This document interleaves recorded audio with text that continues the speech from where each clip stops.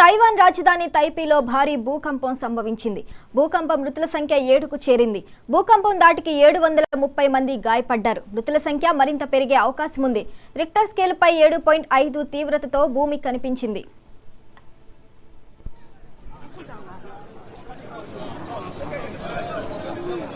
那现在消防员正在拉起封锁线。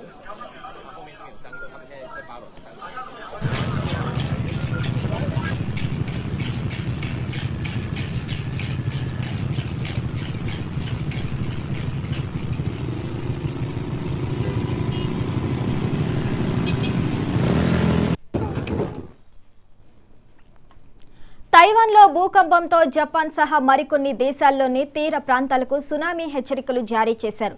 జపాన్లోని దీవులకు సుమారు 3 మీటర్ల మేర సముద్ర అలలు ఎగిసిపడి సునామీ వచ్చే అవకాశం ఉందని వాతావరణ సంస్థ అంచనా వేసింది. దాదాపు 30 నిమిషాల తర్వాత సునామీ మొదటి అల ఇప్పటికే దక్షిణ దీవులైన మియాకో, యాయామా దీవుల తీరాలను తాకినట్లు జపాన్ పేర్కొంది.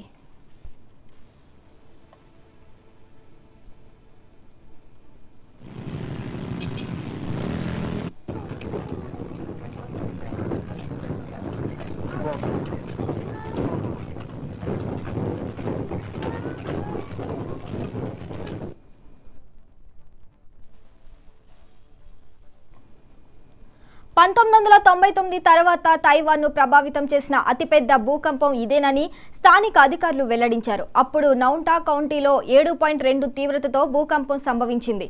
అప్పుడు భూకంపం దాటికి సుమారుగా 2500 మందికి పైగా మరణించారు. 1300 మందికి పైగా గాయపడ్డారు.